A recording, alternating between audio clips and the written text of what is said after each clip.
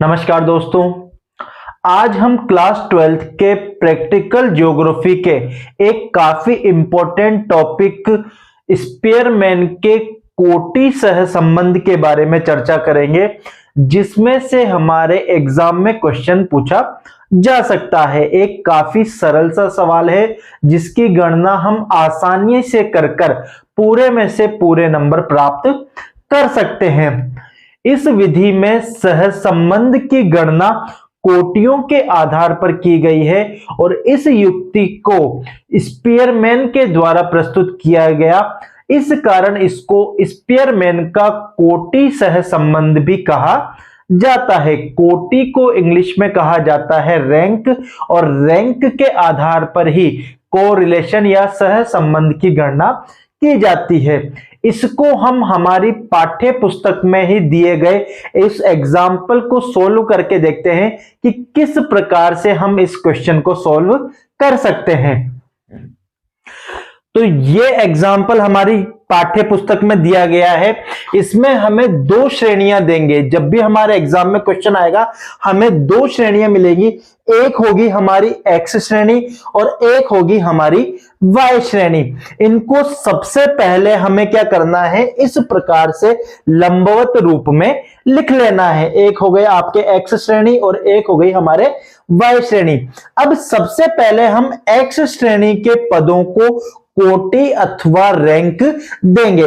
इसे कहा जाएगा एक्स आर। आर का मतलब क्या होता है, रैंक होता है एक्स आर। ठीक है, तो एक्स आर ज्ञात करने के लिए अब हम एक्स श्रेणी के पदों को देखेंगे। इस श्रेणी में सबसे बड़ा जो पद होगा, जिसका पदभार या मूल्य सबसे ज्यादा होगा, उसको पहली रैंक अथवा पहली कोटि प्रदान की जाएगी। तो इसको ऊपर से लेकर नीचे तक देखने पर हमें पता पड़ रहा है कि इस श्रेणी में सबसे बड़ा जो पद है वो कौन सा है, 20 है। तो इस 20 को हम कौन सी रैंक दे देंगे, पहली रैंक दे देंगे। ठीक है, इस 20 के पश्चात देखने पर दूसरा सबसे बड़ा पद कौन सा है, 18 है। तो इसको कौन सी रैंक दे दी जाएगी, 2 रैंक दे दी जाएगी। इसके पश्चात 16 को रैंक दे देंगे 3।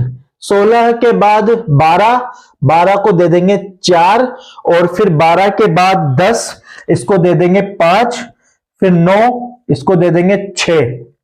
ठीक है, इसके बाद 8, इसको दे देंगे 7। ठीक है, फिर 6, इसको दे देंगे 8। इसके बाद 2, इसको दे देंगे 9, और जो 0 है इसको कौन सी कोटि दे देंगे, 10वीं कोटि अथवा 10वीं रैंक दे देंगे। इसी प्रकार से हम वाई श्रेणी के पदों को भी क्या देंगे, रैंक देंगे। इसे कहा जाता है वाई आर। ठीक है, इसे क्या कहा जाएगा, वाई आर कहा जाएगा। जिस प्रकार से हमने एक्स श्रेणी के पदों को रैंक दी, उसी प्रकार से हमें वाई श्रेणी के पदों को भी क्या देनी है, रैंक देनी है। तो वाई श्रेणी के पदों को देखने पर जो सबसे बड़ा पद है वो कौन सा दिखाई देगा, आपको 24 दिखाई देगा। तो इसको दे देंगे 1 नंबर। इसके बाद आपको दिखाई देगा 20, इसको दे देंगे 2। 20 के बाद 18, इसको दे देंगे 3।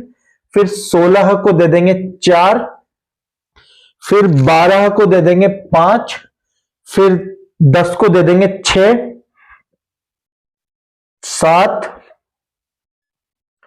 8, 9 और 10। तो इस प्रकार से हम सबसे पहले एक्स आर और वाई आर के मूल्य ज्ञात करेंगे। कुछ नहीं करना, एक्स और वाई श्रेणी को आपको लंबवत लिखना है। उसके बाद जो भी मूल्य हैं उनको क्या करना है, रैंक देनी है, श्रेणी देनी है। तो इस प्रकार से हम एक्स आर और वाई आर को ज्ञात कर लेंगे। एक्स आर और वाई आर ज्ञात करने के बाद हमें इन दोनों का डिफरेंस डी ज्ञात करना है। इन दोनों का क्या ज्ञात करना है, हमको अंतर ज्ञात करना है, जिसको डी के द्वारा प्रदर्शित किया जाएगा। कहने का मतलब है हमें एक्स आर में से वाई आर को क्या करना है, घटाना है। एक्स आर में से वाई आर को क्या करना है, घटाना है। X R minus Y R. जो किसको प्रदर्शित करता है, डी को। ठीक है, सिंपल सी चीज है। 9 में से 10 गया, ठीक है, 9 में से 10 गया तो क्या आएगा हमारे -1। 7 में से 5 गए तो कितना आएगा 2। 10 में से 9 गए तो 1। 1 में से 1 गया तो 0। 4 में से 4 गया तो 0। 3 में से 3 गया तो 0। 8 में से 8 गया तो 0। 2 में से 2 गया तो 0। 6 में से 7 गया तो -1। 5 में से 6 गया तो -1। ठीक है, इस प्रकार से हम दोनों का क्या कर लेंगे, अंतर ज्ञात कर लेंगे। अब अंतर ज्ञात करने पर हमारा क्या आ गया, डी ज्ञात हो गया। अब इसके बाद हमें इसका क्या करना है, वर्ग करना है। कहने का मतलब है कि अब हमें क्या ज्ञात करना है, डी स्क्वायर ज्ञात करना है। एक्स आर में से वाई आर को जो घटाने पर पद मिला है, अब हमें उसका क्या करना है, वर्ग करना है। ठीक है, वर्ग का मतलब -1 इंटू -1 कितना हो जाएगा, +1। ठीक है, 2 का वर्ग कितना हो जाएगा 4। 1 का वर्ग कितना हो जाएगा 1। 0 का तो 0 होता है। ठीक है, इसके बाद -1 का वर्ग कितना हो गया, +1, और -1 का कितना हो गया, +1। अब हम इनको क्या करेंगे, जोड़ेंगे, मतलब सिग्मा डी स्क्वायर ज्ञात करेंगे। तो सिग्मा डी स्क्वायर हमारा कितना आएगा, तो 1 + 4 + 1, 1 + 4 5 + 1 6 + 1 7 + 1 8।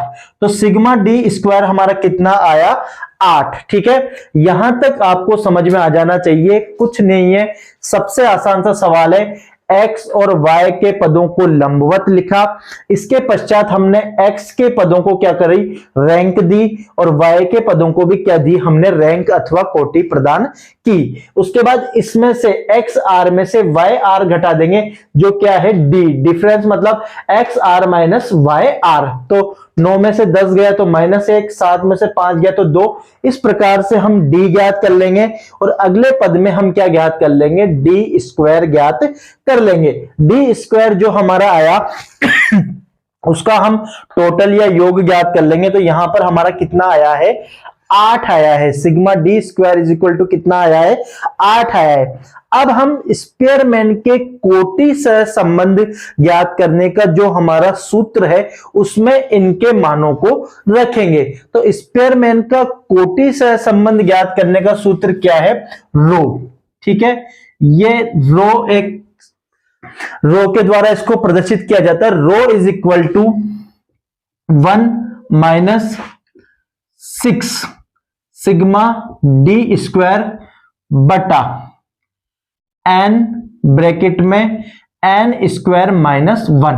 ठीक है, ये आपका क्या है, सह संबंध ज्ञात करने का सूत्र है। Rho is equal to 1 - 6 sigma D square बटा n ब्रैकेट में n स्क्वायर -1। n का मतलब होता है पदों की संख्या। ठीक है, तो हमारे इसमें पद कितने हैं, तो हम गिनेंगे 1 2 3 4 5 6 7 8 9 10। कुल मिला के कितने पद दिए गए हैं, 10 पद हमें दिए गए हैं। तो n का मान यहां पे क्या आ जाएगा, 10 आ जाएगा। सिग्मा डी स्क्वायर का मान कितना आया है हमारे, 8 आ जाएगा। तो rho is equal to 1 - 6 into 8/10 bracket में 10 स्क्वायर -1।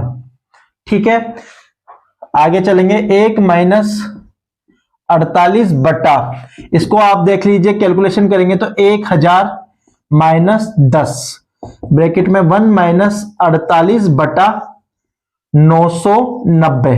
ठीक है, कैलकुलेशन करेंगे तो यहां तक आप पहुंच जाएंगे। ठीक है, इसके बाद आप कैलकुलेशन कीजिए तो इसका आएगा 1 - 0.05। ठीक है, कितना आएगा, 0.05। अब इसमें से एक में से 0.05 को घटाएंगे तो कितना आएगा, 0.95।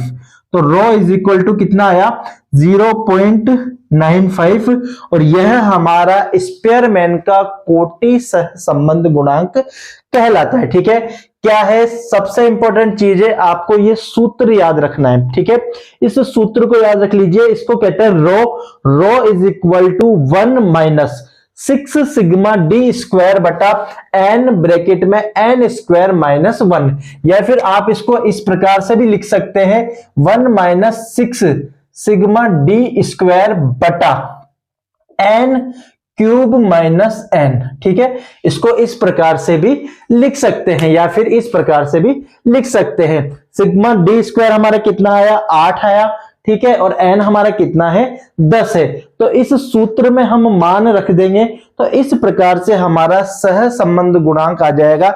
इसे स्पेयरमैन का कोटि सहसंबंध गुणांक भी कहा जाता है। क्यों? क्योंकि स्पेयरमैन के द्वारा इस विधि को सुझाया गया और कोटि के आधार पर इसकी गणना की जाती है। कोटि मतलब रैंक, इसमें पदों को क्या दी जाती है, रैंक दी जाती है। तो उम्मीद करते हैं आपको ये क्वेश्चन समझ में आया होगा। आगे किसी और टॉपिक के साथ आपके समक्ष फिर से प्रस्तुत होंगे, तब तक के लिए धन्यवाद।